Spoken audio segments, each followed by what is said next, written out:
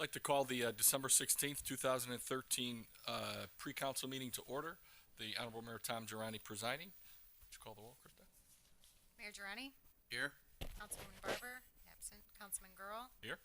Councilman Hug? Here. Councilman McFarland? Here. Councilman Morris? Here. Councilman Odekirk? Here. Councilwoman Coleman? Here. Councilman Turk? Here. Jim? Thank you, Bob. First thing I want to do is point out to you the agenda itself. On the first page, under item 3, we've got council committee reports. And rather than listing every committee that we have every time, what we're doing is just listing those committees that had a meeting during the week and have something to report. So if you, as a committee that did not meet, have something to report, that would be something to bring up at the end. The other item is on page 2 there, number 4, we've called it consent agenda. And these are routine items, fairly academic. One motion approves all of these items. However, any member of council has the right, once the motion is made, to ask the mayor to remove one of these items to a regular item because you'd like to discuss it.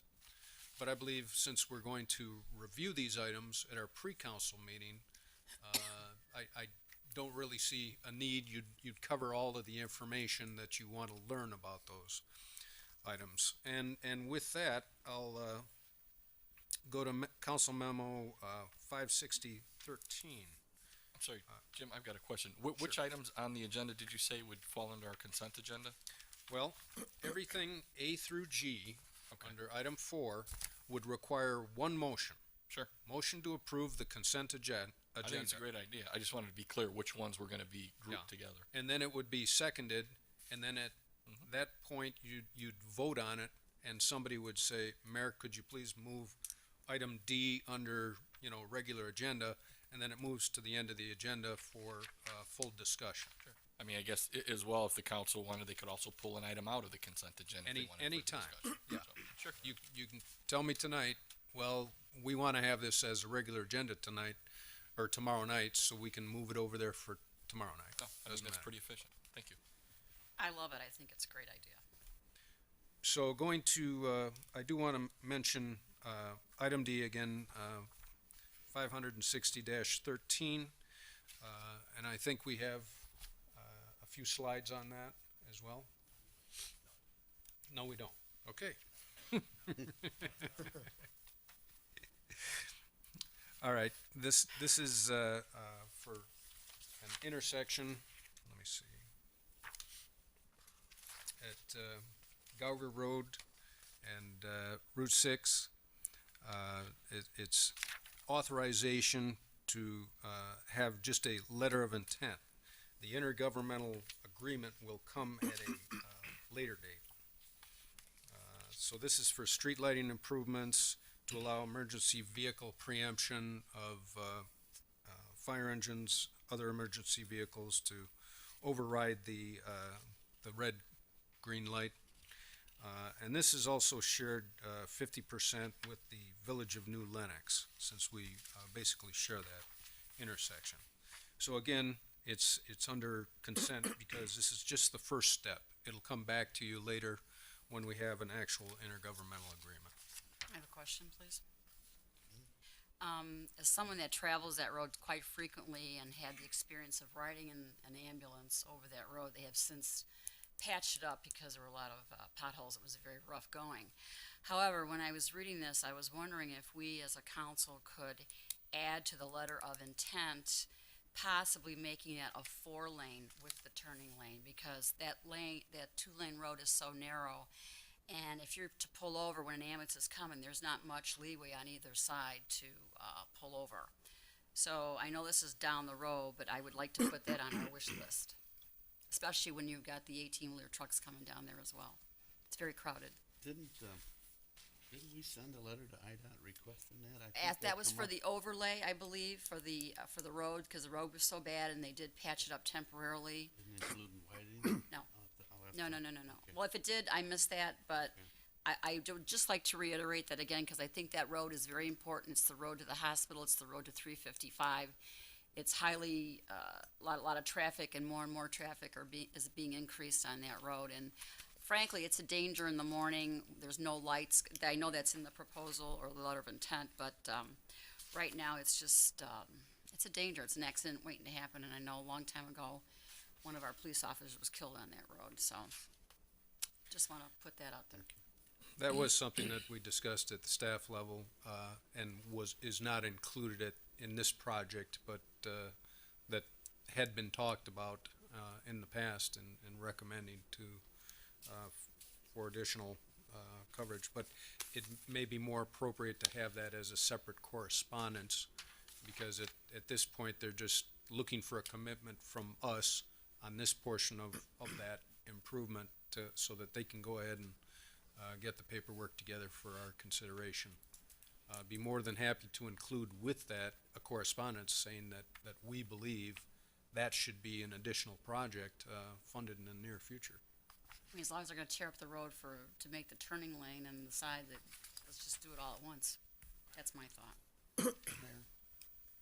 I do recall, I believe you're right, the city sent a letter to IDOT, and I recall getting a hard copy in my email about a month ago where they said it wasn't in 2014's budget, it wasn't in 2015's proposal, and it wasn't on their radar for anything in the immediate future. So maybe we do need a strongly worded letter saying that, because, I mean, it is a horrible road. No question. It's just an accident waiting to happen, especially now with these 18-wheelers coming down there all the time. It's a nightmare in the morning.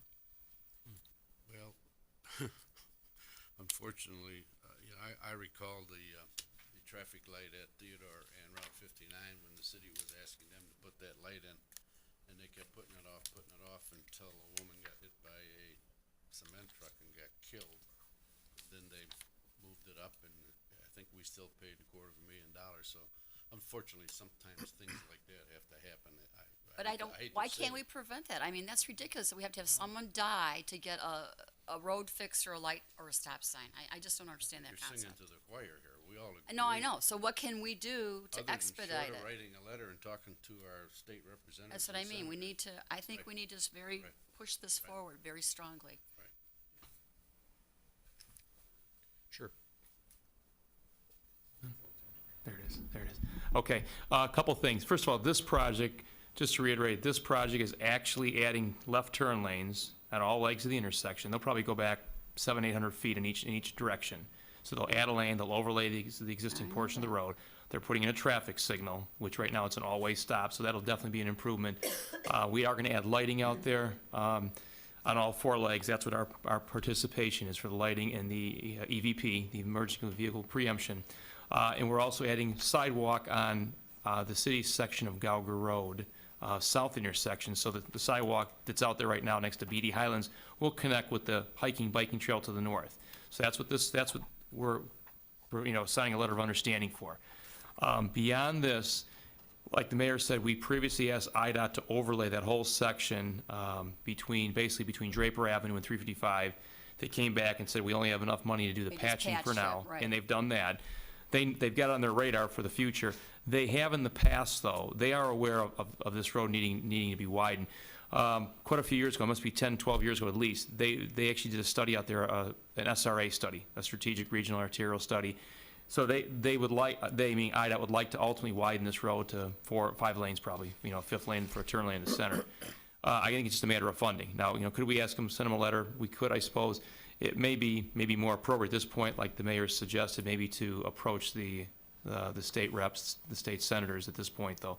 I mean, it's a matter of getting funding from IDOT, and they're aware of it, but again, I'm not sure how much that letter's gonna do. Well, my thought too is, there's so many emergency vehicles that travel that road, there's very little room to move over to the right or the left.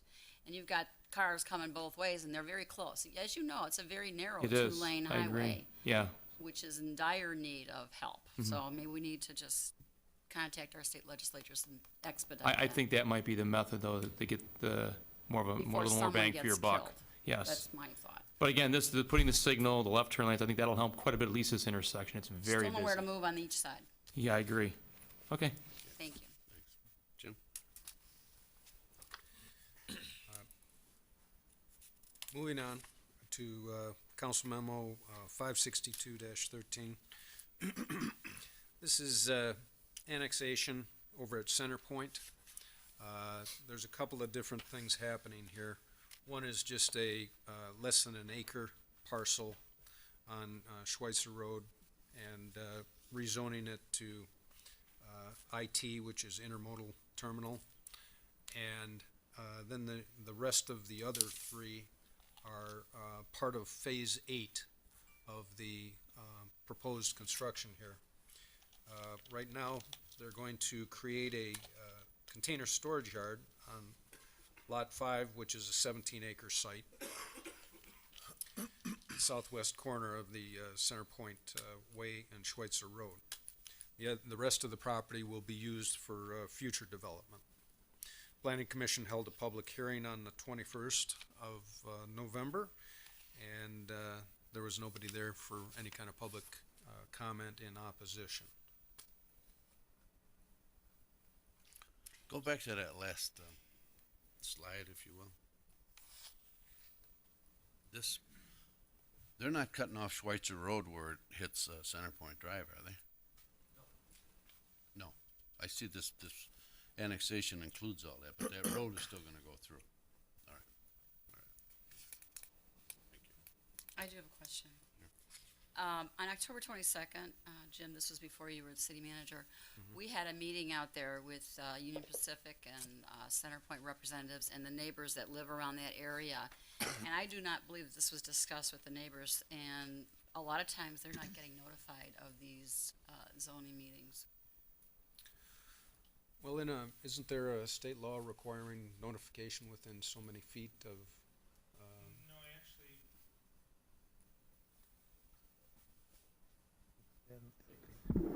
Actually, according to what Corporation Council has told us, our requirement is that we publish in a publication of general circulation. Then as a policy, what we do is we send notice out to everybody within 300 feet, and then we do have them erect a sign as well. And in this case, it's a nice big sign, and I did in fact see the sign posted on that property at that corner. So there is notice that is put out. There are ways to do that. The neighborhood association or the neighbors that the councilwoman speak of is probably every bit of a mile, if not more than a mile away to the due east on the other opposite side of the big industrial railroad yard, which is barely on the right-hand side of that. So quite a bit removed from this location that's under consideration for annexation and for plating. So they wouldn't know about this? They because would they're not too know far- about it because they're too far away. way too far away, probably more than a mile. Well, I just don't know why this wasn't discussed there that evening, and these folks have been through a lot down there, but, there was supposed to be another meeting set up for January, but no definite date was set. So, is there an urgency to this, or somehow we could notify those people and have a quick meeting to let them know about this?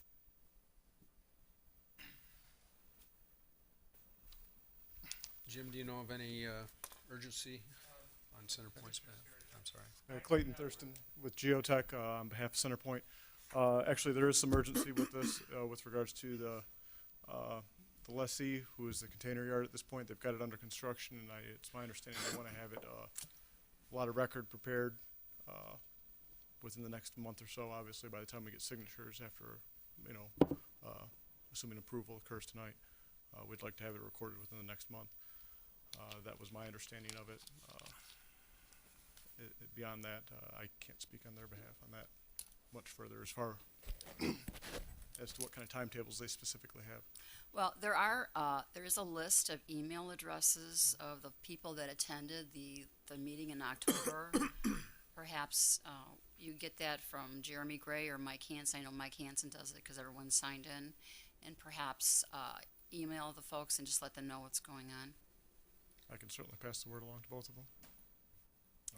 But, and with regards to notification on this one, we make it a point, and I believe it was very at the inception of this project was they made a consideration because of the scale of the project that whenever we prepare a list of adjoining owners, we do within 1,000 feet for this project. So if they weren't even notified within 1,000 feet, that's even well beyond what the city's normal requirement is by, more than 3 times.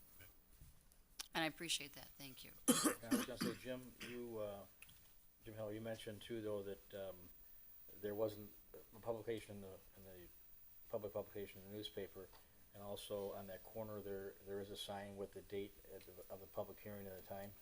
That is correct. So by any of them going past there, they would know of the public hearing tomorrow night. That's correct. Okay. And what newspaper would that be? Herald News. Does anybody get that anymore? I don't know. I'm just saying, I mean, the circulation is going down, and people just read it online, they don't go through the whole thing, they don't get the paper at home anymore. Yeah. Again, I don't know. I don't You know, they probably didn't see the sign either, because this is over, like you said, it's over a mile away. And those people who live over there, I am sure they go out Schweitzer Road to Route 53 and Right. come back to Millville. So they wouldn't even see the sign. Yeah. Excuse me. The- Right. I'm agreeing with you. Yeah, they don't even see the sign. So, number one, it's not gonna affect them, because they don't use this road at all. Correct. So, does this mean every time we're going to annex something, we gotta contact people that are a mile away? I don't know, maybe we may be stretching a little. I can see sending them an email, if they have their email address, notifying them that this is gonna be done, because they're probably not aware of it. But to put this off, to have another meeting, I don't know. Jim? Just to clarify, so, just to help you a little bit, because I agree with you to an extent, but I think that we did do just notification on this annexation. We published it in the Herald News, we had it on our website for the Planning Commission. Planning Commission had a hearing. The folks from Geotech and Centerpoint made notification to 1,000 feet around the annexation property. We've had it up since Thursday on our website that we were gonna do this tonight. So I think that we have notified the folks around this with adequate publication. And I'd personally Well, like that's to all I see wanted us to know. move- Yeah, I like, just to summarize, because I think we're going all over. And I personally like to annex this in tomorrow, so we can start collecting the city tax dollars off this property. And that's fine. My question was, were these people notified? And all I got was a 300 feet answer and a Herald News publication. But if we could just email them with that list, if that's possible, I would appreciate that. So that way, all avenues have been traveled. I'll pass the word along both to Mike Hanson and to Jeremy Gray. Thank you. Anybody else? Okay, item 563-13 is just declaring a property, a house on Grover as a public nuisance. And then we'll seek injunctive relief through code compliance or demolition. 564. This is a special service area for 2014 road reconstruction projects. And there are 3 different service areas established here. And these ordinances, what they'll do is provide a special service area where residents share the cost. And in recent years, it's fairly small in comparison with the size of the project, but it's been a practice of the city over a number of years to establish these SSAs and ask the residents who require 51% of those living on the street to sign the petition and agree that they want this SSA in place and want their street improved, knowing that they're gonna share in the cost. Any questions? See any? Go ahead, Jim.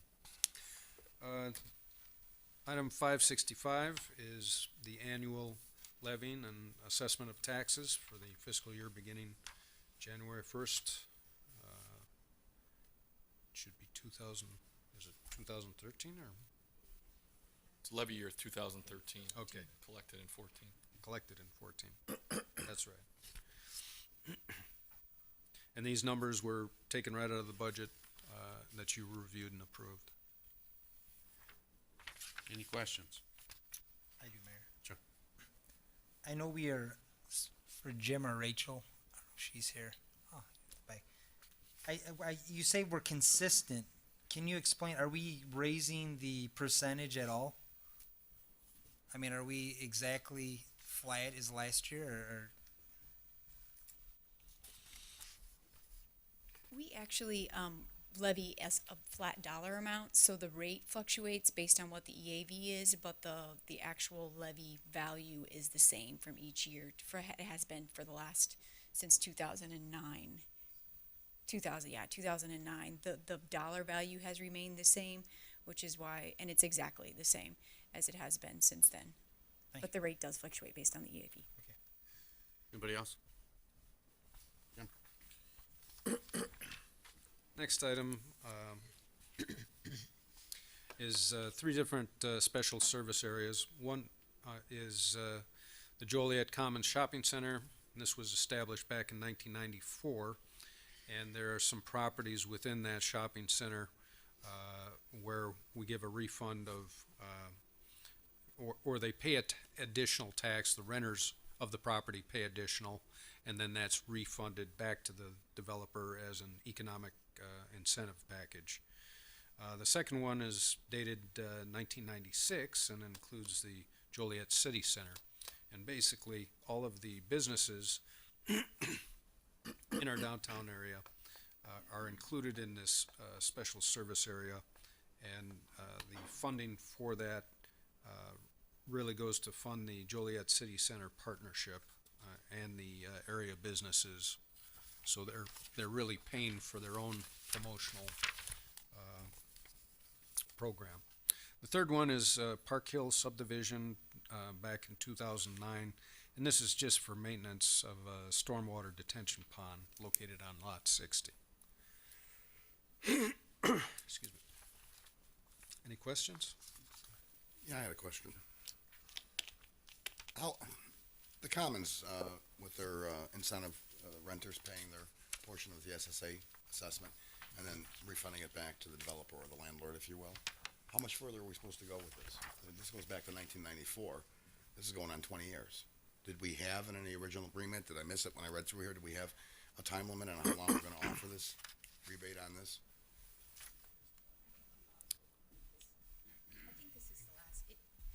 I believe the agreement is 20 years, and actually, it's, the incentive was that they prepaid the amount for the storm sewer and the piping out there, and so we're paying back what their piece, what the original developer paid when people come on. So, and I think the original agreement was 20 years, but I can get that exact for you. So where are we at now? Well, this is The amount we're paying 2013, so this is 2013. No, I mean, This as is- far as the amount where we've paid them back and how much they originally paid.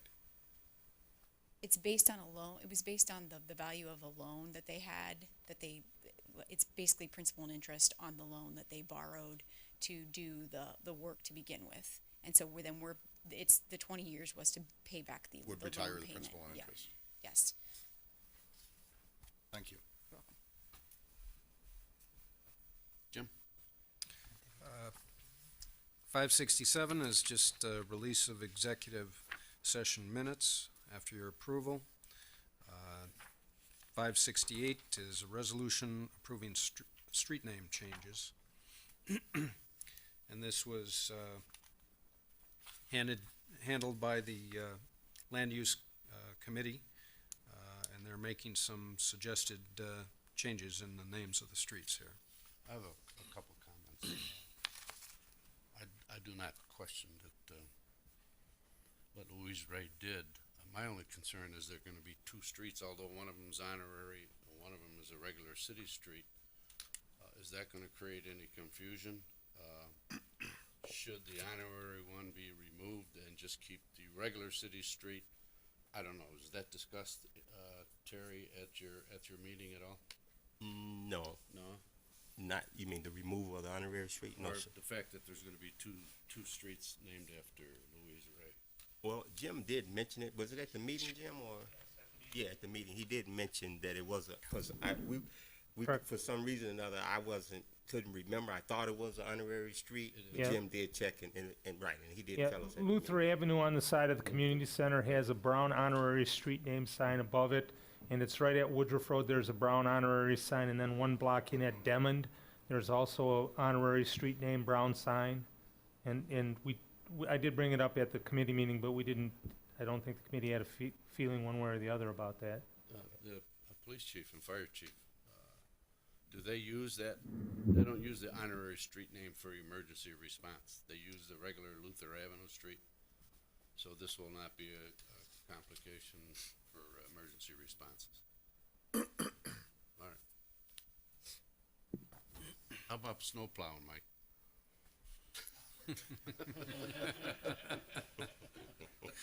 I know you don't want to hear that 2 words. Anybody else? Jim? The next item is approval of an intergovernmental agreement with Illinois Department of Transportation for improvements at US Route 30 and Interstate 55. There's additional turn lanes, ramp exits, traffic signals at both intersections. And part of this reconstruction requires the city to adopt an ordinance restricting parking along Plainfield Road in certain areas, prohibiting discharge of sanitary and industrial waste into the storm sewer or drainage ditch. And the third one is prohibiting encroachment on the state of Illinois right-of-way along Plainfield Road. Questions? Jim? Okay. Next item is, I had one question, Mayor. Sure. We're restricting, on the intergovernmental agreement, we're restricting it Plainfield Road just to the name Plainfield Road, not to the continuation of Route 30, right? Just the Plainfield Road portion of Route 30? yes, Okay, so we're not losing any parking because we currently don't have any on the Plainfield Road portion. Am I right? there's no, Right, we have none on there. So we're not going beyond the Plainfield Road designation? no. Okay, thanks. The next item is really just the next step. After adopting the ordinances, it's approving use of motor fuel tax funds in the amount of $100 for the project.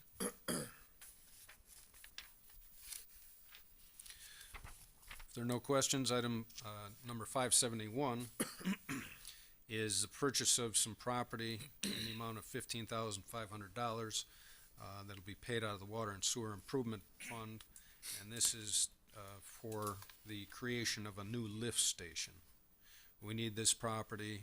It's predominantly wetlands, has no useful purpose to the owner of the property, and we negotiated a price for purchase. Questions? Jim? Item 572 is a resolution amending the floodplain management regulations. FEMA requires this occasionally, and the main purpose of this is so that homeowners' home insurance doesn't go up.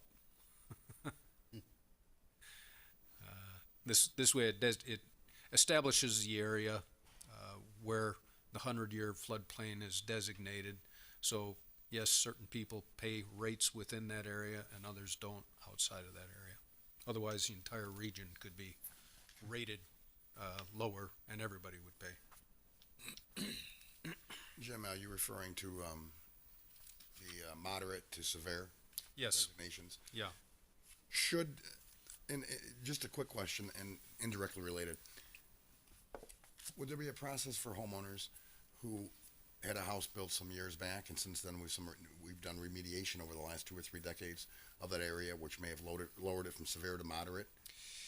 Yeah, most of the time, insurance agents have access to that information, or they can contact our office, and we can take a look at the floodplain map just to confirm, whether or not they're in or outside of that particular floodplain area.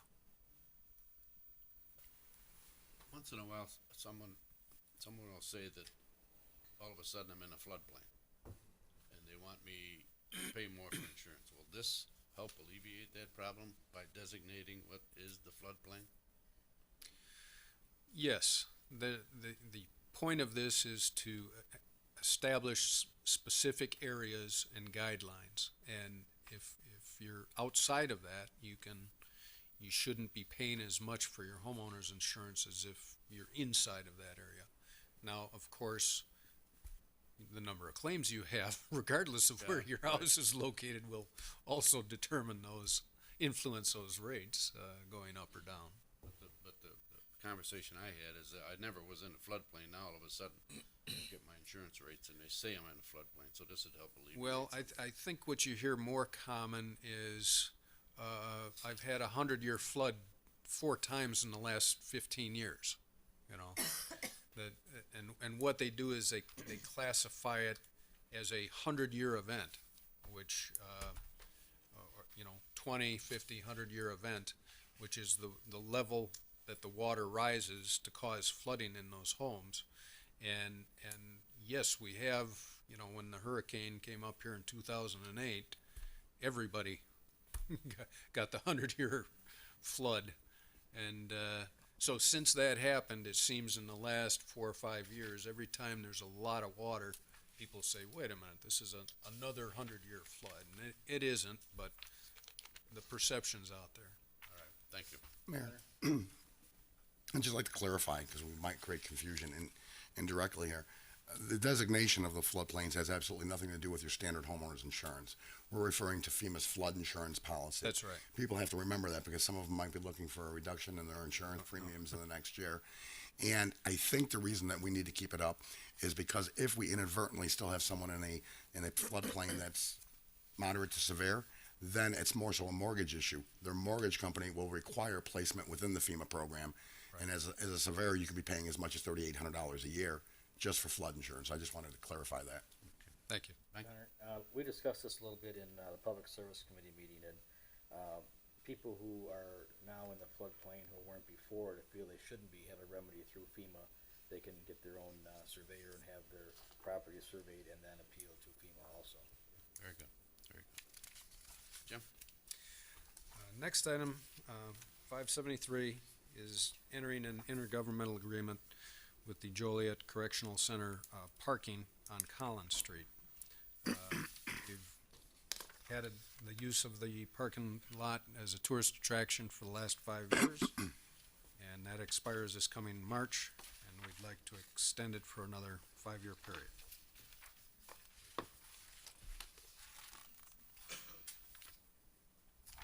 Any questions?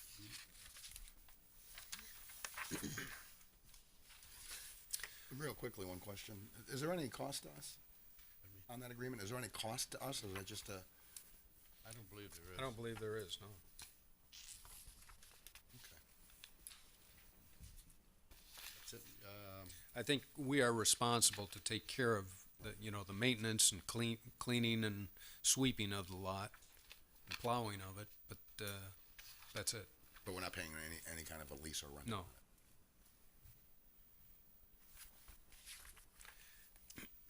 Any appointments, new business, any discussion on new business, not final action? Mayor, Jim, I asked you about this before the meeting. There has been, I guess, some tentative proposals that were put forth about a tree program, buying trees to replace the emerald ash borers that we're losing. I know a lot of things are being put off for the strategic plan. I guess my question would be, is this something that we're gonna address in our strategic plan? How much money we're gonna allocate for this? Have you considered that? Yes, you may recall that $126,000 was approved for a tree inventory program. We know that all of the ash trees, if they aren't dead already, they're going to die, and they'll have to be removed, and that's a public safety concern. We don't want trees and limbs falling down on people and cars and injuring persons and property. So removal is first and foremost.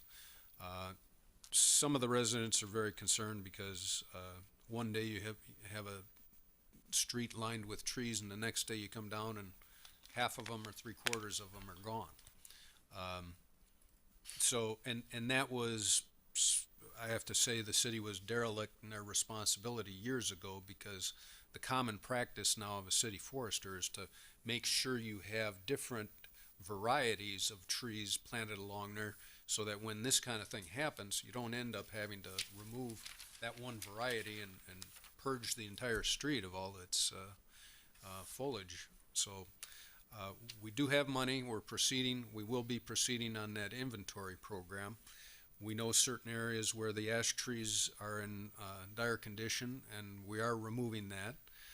We do have some money budgeted for replacement, but it's not anything near what's going to be needed to replace all of those trees. And it's physically impossible to do it in any one given year anyways. So we'll take a look at a plan. We'll make a recommendation to you as far as a plan. Once we have all the trees inventoried in terms of a replacement program. We're also looking at what some other cities have done, which is that they've had cooperative purchasing with the resident. If they want to buy a tree, going 50-50.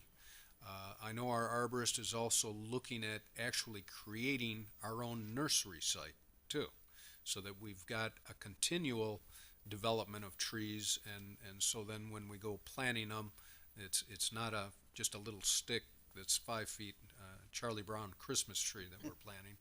That is something much larger and has a diameter and will take off and do well. So. Question. Sure. Is there any kind of grant money out there? Because this is not unique just to Joliet, it's all over. No, there is grant money available. It comes up year to year. I know in others, when I was in Park Ridge, we got $50,000 for removal for a couple of years there. So but the funding comes through the state on a regular basis, and whenever it comes up, I'm sure we'll apply and certainly qualify. Along the same lines, I think we need to look at a long-range program, because the farther we get into this, everybody's having the same problems. The costs of the trees are going to increase, so we need to prepare down the road if we have to buy so many trees a year, whatever that may be. Otherwise, 3 years from now, we're going to be paying probably double what we're going to pay the first year for trees. We've done cooperative purchasing in the past where several cities go together I'm just gonna answer. and do a much larger purchase so that you can get that volume discount. But I think our arborist is going to recommend this nursery concept because it's unique, and it's something that would, as you said, Mayor, would provide a continuous, not just replace the ash borer, but we're always replacing trees. There are trees that are always dying throughout the city, and this would provide a means of financially efficient replacement costs. Do you want to go? I'd just like to also echo Councilman Odekirk's comments on this. I think also, well, you didn't bring it up, but we sent out a couple press releases indicating that certain subdivisions we are going through with the removal. And I did receive a couple phone calls that some of these subdivisions look as if a tornado went through them with the max exodus of trees. So I do think that this should be something that we act, sooner before later, because of the planting season, that we do look at this nursery concept. But I also would like to have a presentation here for the public of what it is that we are doing. The removal, questions that we brought up at public service also is what subdivisions are we attacking first in terms of removal, and then how are we then moving that along throughout the city of Joliet. Myself as a council member, I'm not exactly sure on what that plan is and what the end result's gonna be in terms of the replacement, but I think for the public, it'd be nice to have a presentation here for not only for the media, but also for the viewers at home on what is the city's plan to attack the emerald ash borer and then also the replacement.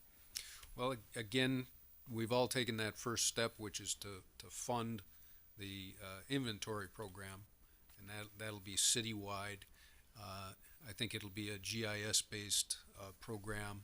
It'll tell us the approximate age, the diameter of the trees, and it'll give us some detail that you can be on a laptop out in the field and be updating as you're visualizing it and making determinations in terms of what, if a tree needs to be removed, and then we can send out notifications to those residents, that this year that tree will be removed, that kind of thing. Mayor? First, I just wanted to clarify one thing. We have a fantastic arborist, Jim Tiber, city arborist, been here, I wanna say 15 years, 13 years. So, the subdivisions, even my own subdivision, and many of the ones that are most affected out west, I didn't want the public to misconstrue that from our statements, that our arborist allowed this to happen. This happened prior to his employment. We decided to become, historically, decided many years ago to become Tree City, one of the Tree City USAs. I think a lot of people got giddy about it, and then all of a sudden you had 60 to 80% of ash trees going up in newer subdivisions, such as mine, those in District 1, those in District 3, John. And that was a big mistake back then. Now, we're not here to armchair quarterback, but we have to remediate this because you're supposed to have no more than 20% of any species within a certain allotted area in any subdivision. We are also, as the fourth largest city and a tree city, lacking a complete, what would you call it, tree inventory. I've had some, good conversations with our arborist over the last couple of years because I've dealt with this quite a bit out in District 1, as John has, in District 3.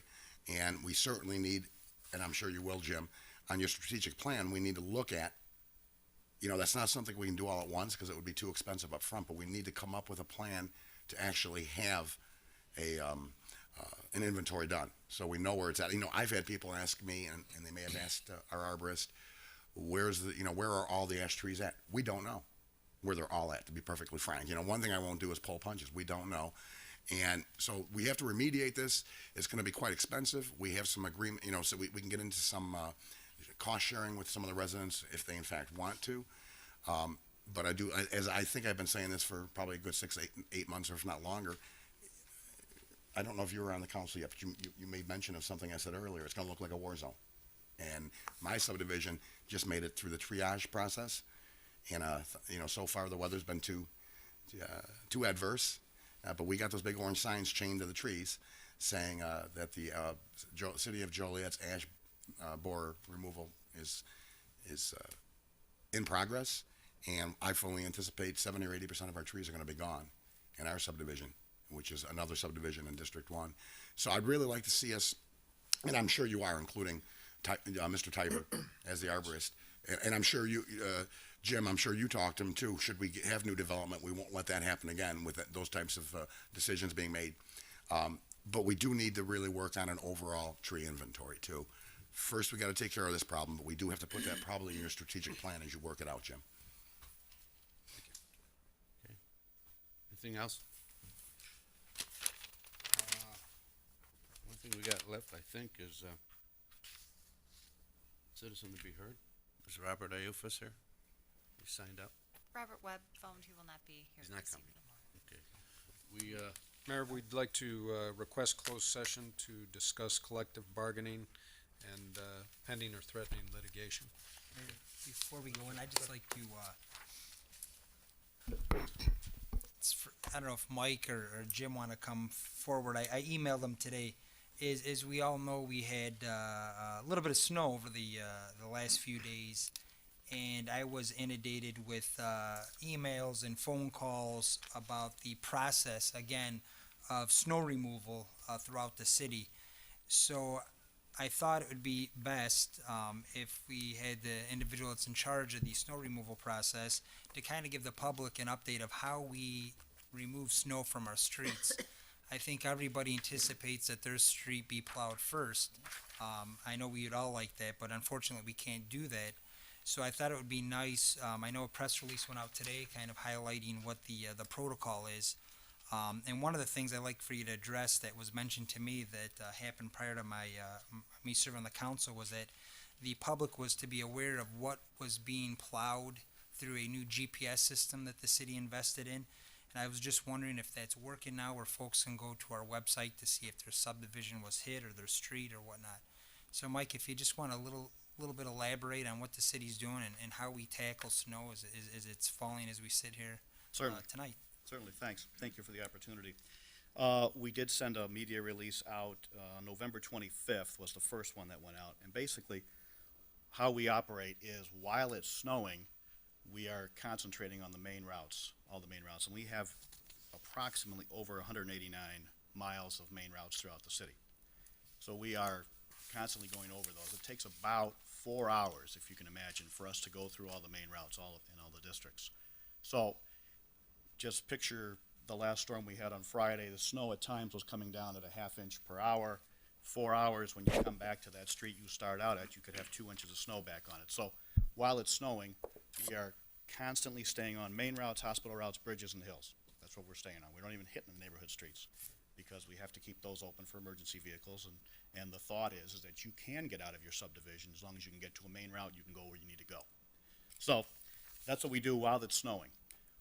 When the snow stops, or when we think the majority of the accumulating snow has stopped, for example, Friday's storm into Saturday, we felt at about 11 o'clock in the morning, noon, that the majority of the accumulating snow was ending, and we felt confident then getting into the neighborhood streets, which we did. So again, we'll go back over, make sure the mains and the secondaries are all cleaned, and then we will attack the neighborhood streets. So basically, for the public, once the snow stops, then we start hitting the neighborhood streets. Now, once we start hitting the neighborhood streets, it's not instantaneous. It'll take us, and we put in the press release, give us 24 hours, but this past storm, we got it done by 11 o'clock, 10:30 at night, so we got it done before 12 hours. It's a patience issue, and it's just the size of the city issue and the manpower and trucks that we have, so. Quick, if I might comment, to clarify for anybody that's watching on this, and when you say 10:30 at night, and we did it in 12 hours, I want to clarify for the people, we're talking within 12 hours, even though we asked for 24, 12 hours of the end of the accumulation. Correct. Not the beginning of the storm. I think some Correct. folks are misunderstanding that. Yeah, like I said, while it's snowing, we're staying on the main routes, bridges, hospital routes, that kind of thing. We're staying on it. Like I said, we're not getting into the neighborhood streets as much as our neighbors would like us to. So we're staying on the main routes. Once the snow stops, then we get into the neighborhoods. So kind of give us a little bit of time. If the snow starts at 10 o'clock in the evening one day and it doesn't stop till 10 o'clock the next morning, it's probably going to be at least 10 o'clock at night or the 10 o'clock the next morning after that before we can safely say that everything's been hit. And not to mention the neighborhood streets, but then all the cul-de-sacs as well. We have approximately 600 cul-de-sacs in the city. And that takes a Mike, when you say little bit of main time. routes, give it a couple examples for the folks that are familiar with, names of streets. Glenwood, Black, Ingalls is a main or secondary route. We do Jefferson from Larkin all the way in through the city center and out. Essington Road, Reed Street is a secondary main that we'll hit. Infantry Drive. I just want to give them an idea of what kind of street we're referring to. Yeah, it's a lot of a lot of people don't live on mains. There's some houses on the main routes, but a lot of people don't live on mains, so we don't get a whole lot of fanfare, for lack of a better term. But we have to keep those clear because, again, the thought is you can get out of your house. We had a 5-inch storm. Most people can get out of that, even though it hasn't been plowed, and get to a neighbor or get to a main or a secondary main, and they can get to wherever they need to go. How many cul-de-sacs you say we have? 600. And do we plow all them ourselves, or is some of that contracted out? We, this past storm, we plowed them all ourselves. We have a kind of a rule of about 4 inches or more. We start to think about calling out the contractors. Okay. We take in a lot of factors before we call out the contractors because it's a fairly hefty price tag. I know in the past we did contract out some. We do. We will sometimes. Like, for example, this storm, we didn't have much snow on the ground already. So it wasn't that big a deal for us to get around and do it. It's time consuming, but How about downtown? I know contractors used to do that and haul that away. we only did that one time when we had that blizzard 2 years ago. Yeah. And Mike, I'm thinking it's mainly a budget reason why we try to stay away from the outside contracting. Would like to, yes. Okay. Now, how many miles of total roads do we have? Do you got an estimate? Over probably 513 plus miles of roads. And again, that's centerline miles, so it's at least double lane miles. And then, of course, Essington's a 5-lane road, so there's a lot of lane miles out there. If we took the 513 miles of road and I divided it by my number of drivers, which is 32, everybody's responsible for 16 point something miles of road. And in a perfect world, or at least what I think a perfect world would be, we'd have maybe 10 miles per driver. So Let me clarify one thing for us uneducated folks that are into the civil engineering. You kind of alluded to it. You talked about centerline miles, and you talked about lane miles, and I'm going to oversimplify it for the rest of us folks. If you've got 17 miles of a single a one-way street, then you got 17 miles. If you got 17 miles of a two-way street, then you've got 34 miles. If you've got 17 miles, say for instance, like Caton Farm Road, of a four-lane highway, that's 68 miles. Right. Am I correct? You are correct. Okay. How many trucks do we have? We have, right now, we have 34 trucks in our fleet. Okay. And how many sat idle? Trucks always go down, so nothing sat idle. No, I mean sat idle by design. We have 32 drivers, so when it started, we probably had 2 trucks that were sitting idle. But by the So end of we the storm, don't no, have any backup trucks really to speak of.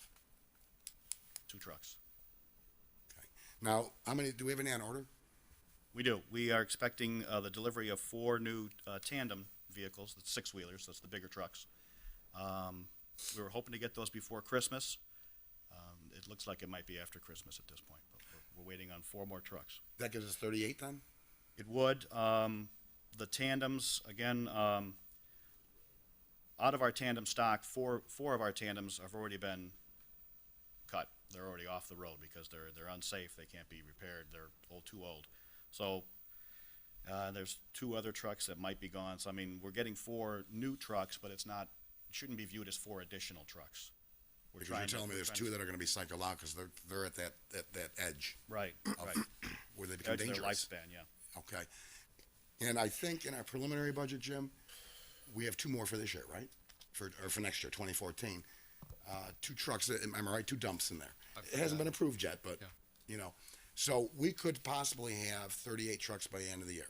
So for the next winter, we'll have 38 trucks, but only 32 drivers, which means we have 6 trucks sitting around doing nothing.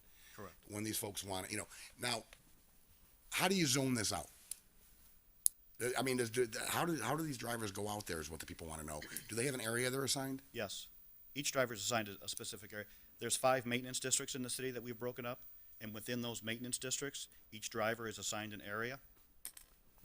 After he's done plowing the main routes, we normally put up 2-3 guys together to plow the main routes, and then when the snow stops and we branch off into the neighborhood streets, they're all assigned a certain area or a subdivision. And how many areas do we have?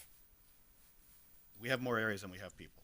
I'll just put it that way. Are we short on areas? I mean, do we have 30? If I threw everybody out, I wouldn't be, not throw them out literally, but if I put everybody out, there's still a couple of areas or subdivisions that have to wait for another subdivision to be done before you get into that subdivision. So John may be plowing over here, I may be plowing over here, but there's nobody assigned here because we don't have the body. And then whoever gets done first, John or I, or together at some point, will come over and pick up that slack. That is correct. You know, it's something we probably need to address in the strategic plan, Jim, you think?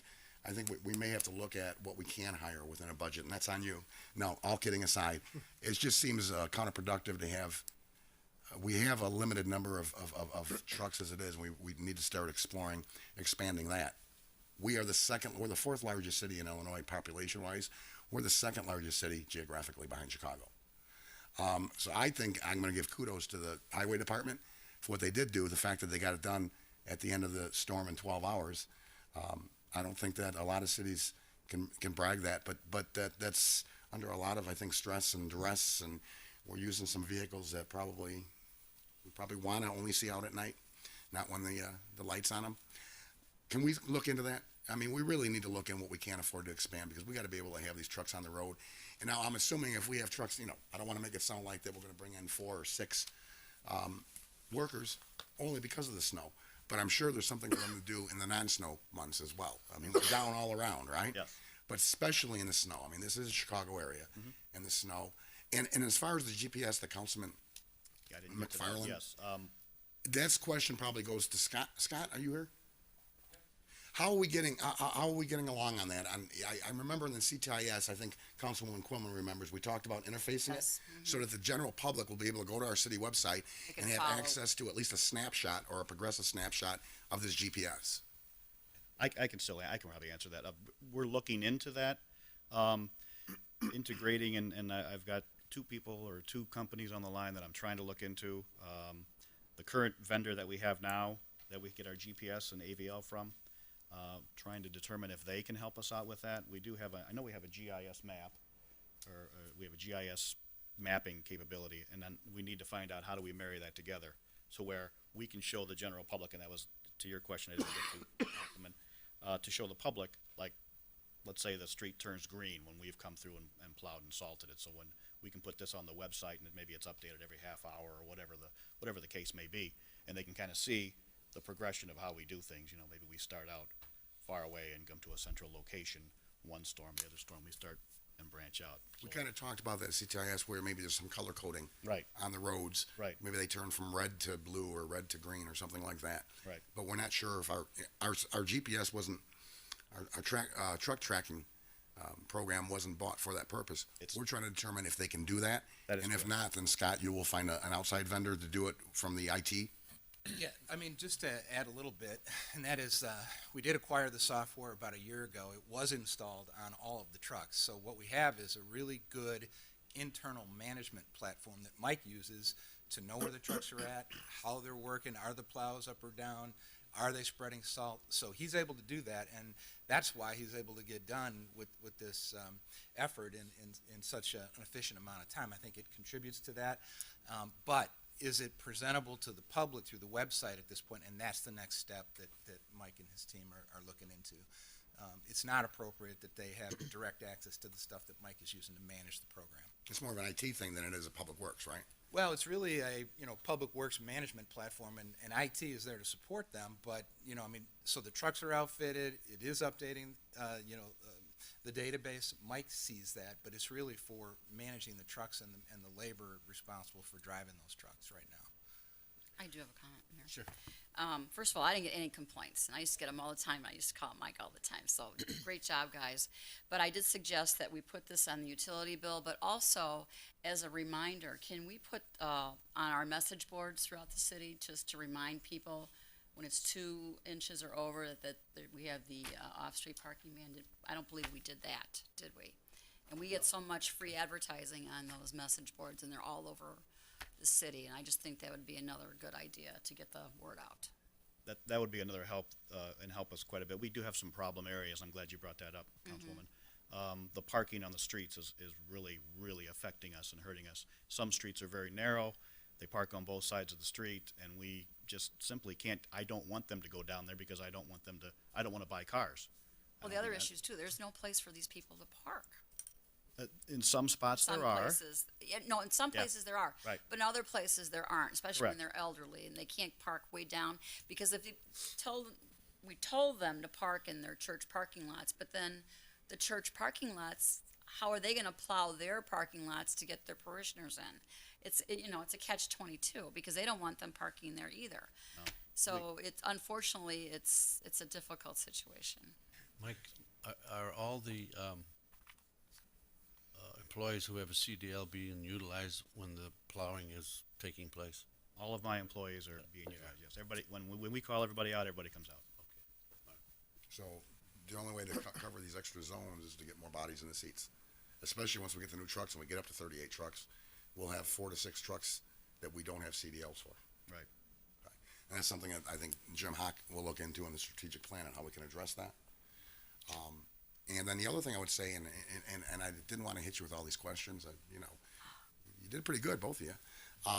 Can we put together something that maybe, Scott, we can put on a website? So when people want to find out if they can't get a hold of somebody right away, and those that are computer savvy, kind of like a, how is Joliet plowed type, link on the website, so people can go there and look during the blizzard and go, oh, I see what their logic is. I see what they're trying to do. I see why they haven't come here yet. Can we put a little some kind of presentation, whether it's just written or maybe a video presentation, but starting out just written? Let's not get too fancy. Can we do something like that?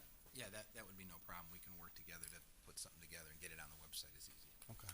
Thank you. Anybody else?